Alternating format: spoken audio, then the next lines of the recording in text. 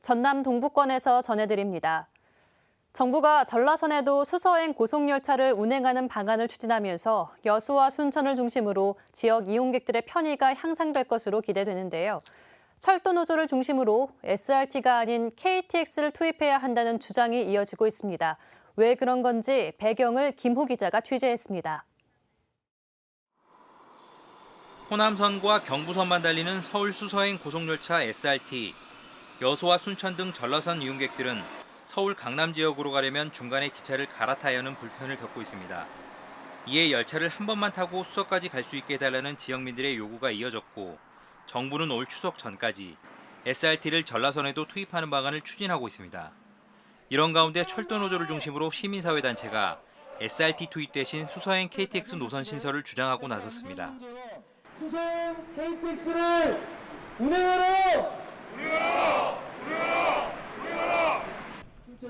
SRT를 투입할 경우 보유 열차 수가 적어 하루 한두 차례만 수서행이 가능하지만 평일 기준 14차례 편도 운행하는 전라선 KTX를 활용하면 이용객들의 선택권이 확대되고 요금도 낮출 수 있다는 겁니다.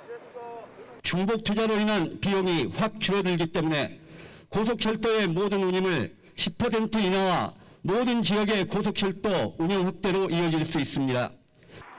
국토교통부는 전라선에 수서행 KTX를 운행하는 것은 노선 개편 수준의 간단한 문제가 아니라는 입장입니다. 국토부 관계자는 KBS와의 통화에서 같은 시간대에 다른 SRT 운행에 차질이 없는지 확인해야 하고 해당 노선과 역을 사용하기 위해서는 한국철도와 SR 사이의 논의도 충분히 이루어져야 한다고 말했습니다. 철도노조 등은 정부의 전라선 SRT 투입 배경에는 철도 경쟁을 고착화하려는 목적도 숨어 있다며 고속철도 통합을 지속적으로 요구하기로 했습니다. KBS 뉴스 김호입니다. 포스코 광양제철소와 포항제철소 사내 11개 하청업체 노동자 230명이 정규직 전환을 요구하며 서울중앙지법에 7차 소송을 제기했습니다. 금속노조는 오늘 서울 강남구 포스코센터 앞에서 기자회견을 열고 과거 같은 취지로 노동자들이 낸 소송에서 법원은 포스코의 정규직 노동자라고 판결하며 직접 고용을 주문하고 있지만 포스코 측이 이행하지 않고 있다고 비판했습니다. 이에 대해 포스코는 대법원 판결이 나올 때까지 상황을 지켜보겠다고 밝혔습니다.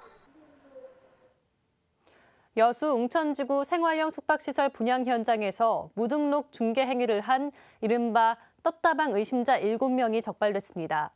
여수시는 최근 2주간 웅천지구 생활형 숙박시설 분양 불법 중개 행위 특별 단속을 벌인 결과 떴다방 의심자 7명을 여수경찰에 인계했다고 밝혔습니다. 이들은 최근 견본주택에서 분양권 계약을 마친 방문객들을 상대로 호객 행위를 하고 분양권과 관련된 권리 확보 서류를 작성하다가 적발됐습니다.